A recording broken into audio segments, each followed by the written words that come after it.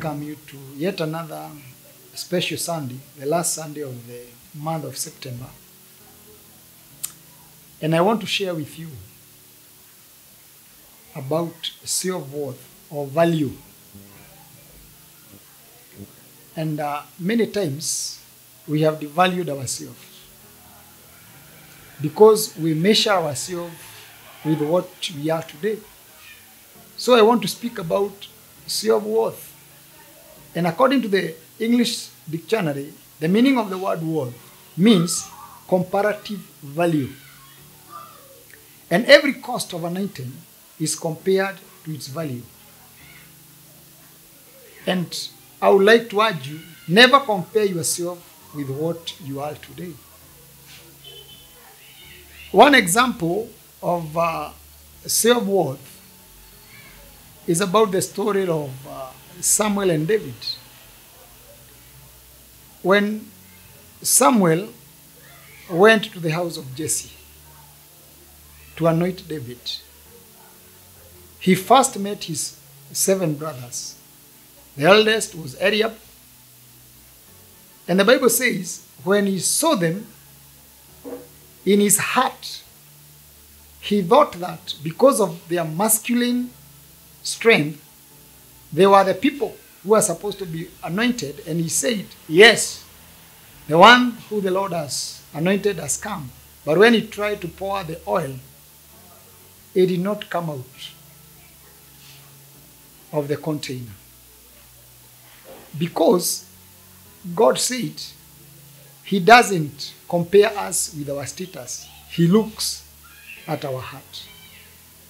And that's the reason I'm saying, never compare yourself with what you are today, or comparing yourself with your achievements. Because as Samuel, when he looked at the status of the brothers of David, he thought because of their masculine power, they were the people who were supposed to be anointed. But the Bible says, after that, David was introduced to him. And the container opened and he anointed David.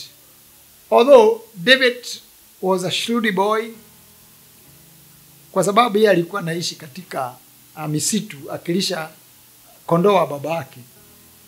Maandiko inasema kwa hivyo Daudi ni kama hakuonekana kama yule. So may we stop comparing ourselves with what you are today, comparing ourselves with any achievement. What you are today cannot be compared with what you will become in the future. Because when God saw David, he saw a king. He did not see a shepherd. May God help us. So let's go through a story in the Bible of a wrong focus on self-achievement as a result to gauge yourself with today's fortune. In the book of Luke, chapter number 12, and verse number 16, the Bible says, then Jesus spoke a parable to them, saying, the ground of a certain rich man produced abundantly. And verse number 17 says, and verse number 17 says, he reasoned within himself, saying, what will I do? Because I don't have room to store my crops. In verse number 18, the Bible continued to say, he said, this is what I will do.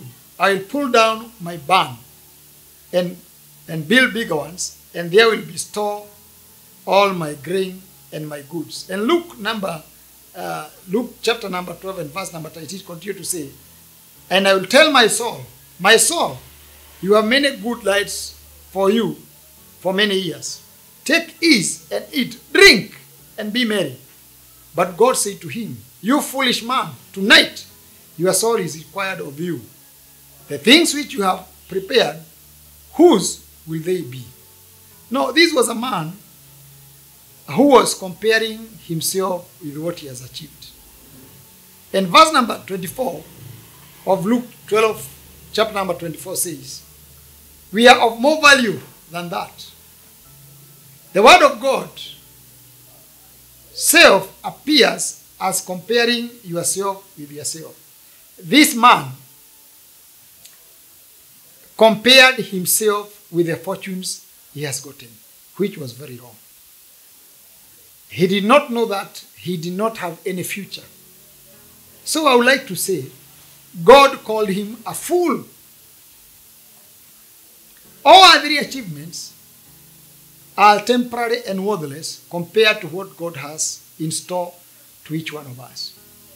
Never, never compare yourself with what you have, because it is wrong. Because God has got more than what we expect. And that is the nature of God. But many of us have missed the mark of God because of comparing themselves with what you have, what they have. Jesus challenged us to think beyond earthbound goals by faith in service and obedience as a way of becoming rich toward God. Bwana sifiwe sana. The Bible says in the book of Genesis, chapter number 4, even though Abel was dead, he was killed by his brother.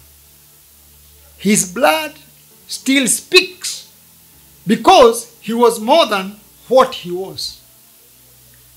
So may God help us always not to compare ourselves with what we have achieved, but may we compare ourselves by faith in obedience to what God will grant us in the name of the Lord. And God's judgment is clear. What did the rich man have for the next life? Exactly nothing. What he owned was no longer of any value after death. We all know the life of Job. This man we call Job, he underwent many very difficult circumstances until he was like nothing, a nobody. And Job went through and how his wife imposed on him to curse God, so that God will kill him rather than suffer evil calamities. But we all know the answer of Job to his wife. But Job expressed his confidence in his living Redeemer, not in the things he was undergoing. And that is found in the book of Job 19 and verse number 25. When he answered his wife and said, "But as for me, I know that my Redeemer lives, and in the end he will stand upon with me." So what I'm trying to say, the next point, never compare yourself with the underlying circumstances. There are so many circumstances which are surrounding us, and very hard circumstances. But when you compare yourself with those kind of circumstances, it is to say you might not go nowhere. And you shall despair in life, get stressed, you become hopeless. But this man of God decided not to compare himself with what he was going through. He was in big dilemma, but he just remembered that his God liveth and his Redeemer liveth. And clearly the Bible says in chapter number 42 that he was paid double. Na aliweza kupata watoto wazuri sana. Aliweza kupata vijana wazuri sana. Na akapata vitu zake mara mbili. Kwa sababu gani? He did not compare himself with what he was going through. We have come through a very difficult period. Hii wakati ilikuwa ya hili janga la kiulimwengu. Tulipitia mambo mengi. Lakini japokuwa tulipitia mambo mengi, wengine wakafunga biashara, wengine wakaweza hata kufungiwa manyumba. But sio kusema hautaishi tena. Hapana. Kwa hivyo Ayubu alijua kuna maisha ingine. And God can bring a refreshment like never before. Kwa hivyo akasema, I'll not curse my God. I don't know what is making you curse God. Maybe because of what you are going through. I know that maybe there might be a breakage in marriage, breakage in engagement, whatever it might be. Maybe you have closed your business. You have not been able to pay your own. Na hii ndio zile mambo zinatufanyikia kila siku. Lakini si tuendelee kuomba na tukaambia Mungu wetu akatusaidia. Na ndiposa tukaweze kuishi. Let's live beyond what we can see today. And I think that one shall become a forward step for each one of us, and we shall be blessed in the name of the Lord. The next person in line is Joseph. If you read in the book of Genesis, chapter number 50 and verse number 19, the Bible says, Joseph said to them, don't be afraid, for I am in the place of God. And verse number 20 continues, and he said, as for you, you meant evil against me, but God meant it for good, to save many people alive, as it is happening today. This is a story of this young man we call Joseph. If we can remember from chapter number, Genesis chapter number 37, the Bible says how God revealed the future of this young man through dreams. And he was labeled a dreamer by his brothers. And you remember the story, one day as he went to check on them as they were shepherding their father's flock. They said, the dreamer is coming. And then they decided to sell him to foreigners. And after many years, we all remember the story, how there was great famine in every place of Egypt and the land of Israel and Palestine. And now his brothers came searching for food. And they met a handsome young man who was very kind, and he provided all what they wanted. And after some days, they discovered that it was their brother Joseph. And now, in verse number 19, beginning from verses number 16 coming onwards, the Bible says they were pleading with Joseph not to remember what they did for him because they were fearful. So Joseph was answering back in chapter number 50 and verse number 19. And he was telling them, do not mind. Joseph said to them, don't be afraid, for I am in the position of God. So do not gauge yourself with what you are today, because God is taking you somewhere. Do not gauge yourself with the circumstances. We have seen that the rich man was engaging himself with his achievement. And now, we saw that Job did not engage himself with what he had suffered, with the situation which was surrounding him. And now here we have got Joseph. And now he was answering back to his brothers. And in verse number 22, them, as for you, you meant evil against me, but God meant it for good, to save many people alive, as it is happening today. So Joseph underwent many hardships, from betrayal to punishment for doing the right things. If you can remember the life of Job, the life of Joseph, Joseph was sold by his brothers, and he was able to forgive them. Joseph was betrayed by Potiphar's wife. Unajua ile kitu alimwekelea na akaenda jela miaka miwili. Hata ule mtu aliweza kutoa jela, kumsaidia kutoka kwa jela, alienda kumsahau. So he went great betrayals. Lakini yeye hakuishi hapo. Yusufu aliendelea. Na sasa wakati wanajibu madugu zake, wanamwambia safari tusamehe, usitufanye vile tulikufanya. Naye Yusufu anamwambia, nyinyi mlinifanyia madhambi. Lakini naye Mungu akabadilisha yale madhambi na akaifanya kuwa kwa wema. Na ndiposa siku ya leo ninamsaidia. So, brethren, you might be undergoing great tribulation, but don't measure yourself with what you are undergoing right now, because God has got good plans for each one of us. The Bible says in the book of Jeremiah, chapter number 29 and verse number 11, that I know the plans I have towards you. Good plans with expectation and a good future for each one of us. So, my dear brother and my dear sister, never gauge yourself with what you might be having. Because the rich man had a lot, but he did not know that God will take his life. So all what he had became vanity. And on the other hand, Do not gauge with yourself with what you are going through, the circumstances which are surrounding you. Become like Job. Even though the wife was imposing him to curse God that he might die, Job refused. And he said that I know my Redeemer liveth. And my Redeemer will come and stand with me. And this is true because the word of God is true. Because the word of God is right. It is our life.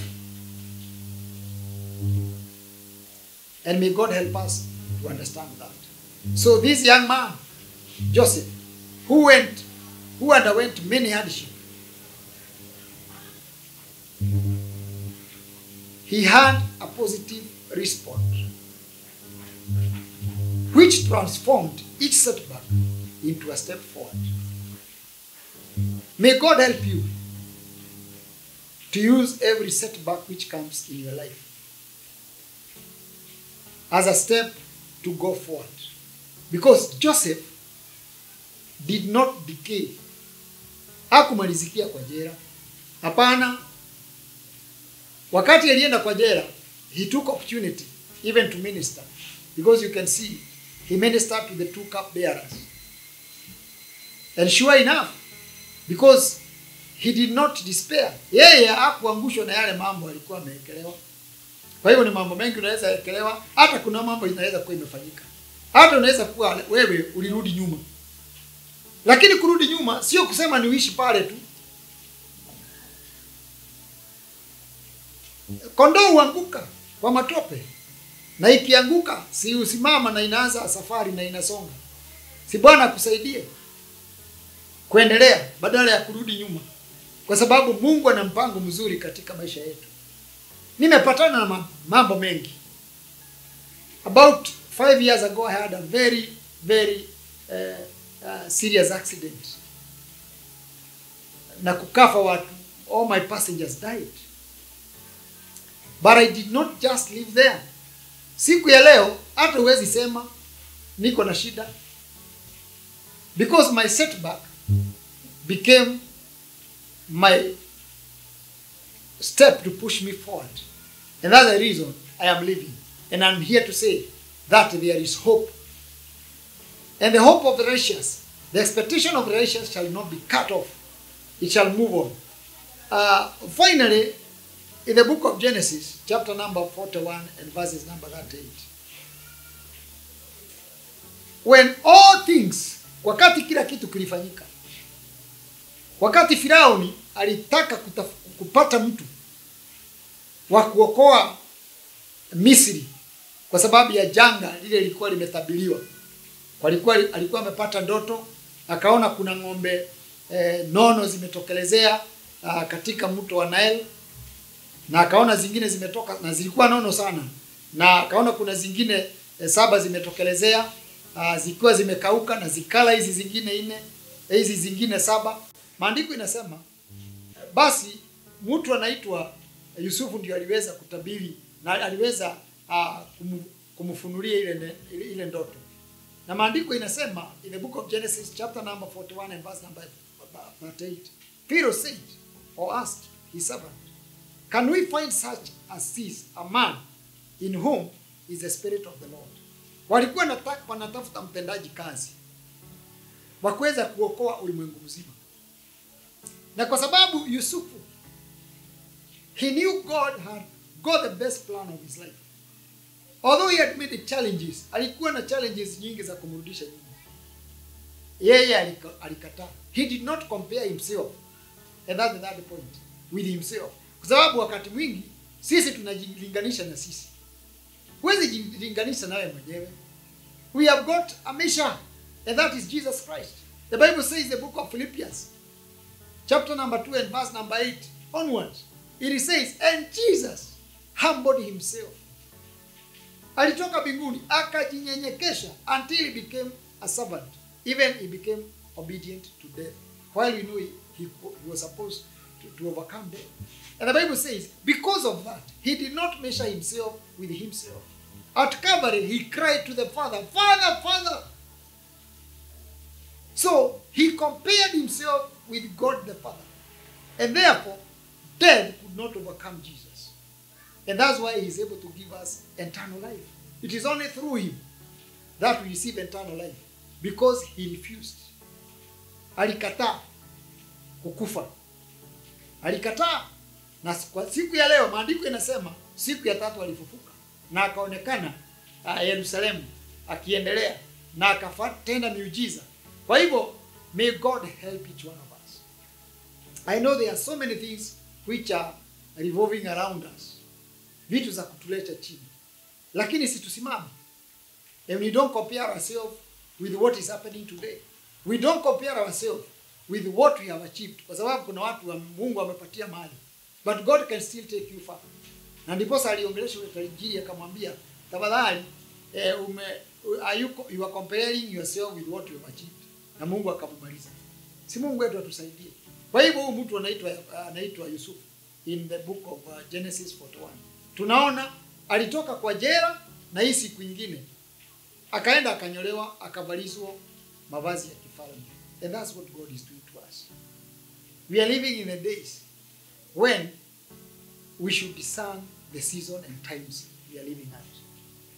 Like the sons of Issachar. And we understand what we ought to do. Ikiwa ni maombi, ingia kwa maombi ya kujifunga. Ikiwa ni kujitolea katika kazi ya Bwana, ingia katika kazi ya Bwana na ujitolee. And you shall come to find the plans God had always had for you shall be fulfilled and accomplished before his second coming. And time is very short. Wakati wetu ni, our time is very short. Because now, our salvation is nearer than we all first believed in the name of the Lord. Kwa hivyo watu wa Mungu, si Bwana ambariki. Tukiendelea kusikiza hili neno, Bwana anatuongelesha wakati huu. Kwa sababu Bwana anatafuta wengi waweze kumfanyia kazi. Anatafuta wengi wale wanaonekana ni kama wamefinyiliwa. Si unaona mtu kama Yeremia? Hata wakati walichukuliwa and they went to the land of captivity. Yeye hakukaa kufinyiliwa. Aliendelea kufanya ile kazi Mungu alikuwa amempatia. Baka Mungu akamuinua kwa kiwango cha kuwa nabii mkuu. Maybe that's what God is looking for in you. Kwa sababu God does not work on what we can see. God is working on what we cannot see. Na yale mambo Mungu hajatufungulia ndio mingi. Yale tumeona ni machache sana. Na si Mungu wetu atusaidie watu wa Mungu tukiendelea kungoja Mungu, kwa sababu Mungu wetu ni mwema. Siku ya leo ni Sunday ya mwisho ya mwezi wa 9. Na tunaanza mwezi wa 10. Na mimi katika maisha yangu Mungu amenisaidia kugawanya mwaka wangu kwa sehemu 4.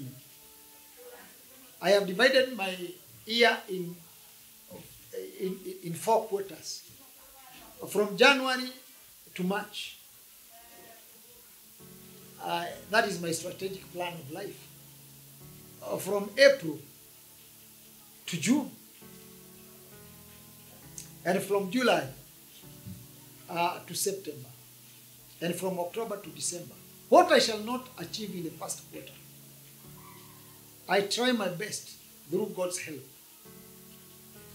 to achieve it on the second quarter. If I don't manage that, I try on the third quarter. That is from July, from June to September. What I'm not able to do, I make sure that as the year ends, I shall celebrate. Because I don't want anything to bring me down. I don't want to start working in despair, in stress. I always like to go forward. And every setback which comes in my life, I shall always try to make it a step forward for me. And by that, within a year, I shall have accomplished what God intended for my life. So may God help us. Na kweli kabisa, ningependa tuombe pamoja. Kwa sababu haya mambo huwa inafanyika kwa sababu ya udhaifu wetu. Lakini neno la Bwana likienda kutuweka nguvu, Ni vyema tujue Mungu wetu God is not limited by time. God is not limited by other events. Mungu wetu hakuna kitu kinaweza mfunga. Wakati alikutana na Mary, alimwambia the power of God shall overshadow you. Even though she has not come to the time of having her periods or scientifically be prepared. God was able to manage her pregnant until she bore our Lord Jesus Christ. And on the other hand, because God is not limited by age, the same angel visited Elizabeth. And on her menopause, when she was 60, God managed her until she bore John. So that's what God can do in our lives. Kwa hivyo watu wa Mungu, nataka tuombe pamoja. Kama kuna kitu imekuletea shida, kama kuna kitu imekufinyilia, God will release you by his word. Kwa sababu neno lake linakata kuili. Kwa hivyo, I don't know what you are going through, but we can pray together in the name of the Lord. So can we just bow our hands even as we pray in the name of Jesus? Everlasting Father, in the name of Jesus, this day I thank you for your word. How will I thank you for your greatness? How I thank you because there is nothing impossible with you. All things are possible. Lord Jesus, may your word penetrate to scatter. Yes, it divides bones and marrows. May it bring that division of our despair, our stress and our hopelessness, so that, Lord, we shall become fruitful even at a time when things are not very good for each one of us. Yes, as you blessed Job, Jehovah King, don't let the surrounding events which are taking place in our life succumb our life. But Lord, we are praying that we shall be able to raise and shine in the name of the Lord. How I thank you and how I bless you. Even for many other needs, special needs, your people require from you as you minister and meet them at their point of need in the name of the Lord. We thank you and we appreciate you because of their faithfulness. Bwana, tunasema ni asante na tunakuabudu hata ukiendelea kuwa nasi katika jina la Yesu Kristo. Ni asante. Ule anaweza kuwa anataka kuokoka. Hii ni wakati mzuri wa kuokoka. Na unaweza turudia ya mambo hii maombi nyuma yangu. Bwana Mungu, nakuja mbele zako, maisha yangu naipeana kwako. Nataka kuokoka. Na utoe jina langu katika kitabu cha wavu, uliandika katika kitabu cha uzima. Ni asante ukinisamehe dhambi zangu, na ni asante ukiniandika katika kitabu cha uzima. Bwana, ni asante siku ya leo na kuabudu, na nasema ni asante, na ni katika jina la Baba, la Mwana, na Roho Mtakatifu nimeomba. So I am Reverend Titus Kamau, and on this special Sunday, if you need my contacts number is 0721 29 20 35. And you can always follow me in my Facebook because all these messages are loaded in our Facebook, and you shall be blessed in the name of Jesus. You are blessed even as we meet next week in the name of the Father, the Son, and the Holy Spirit. Amen.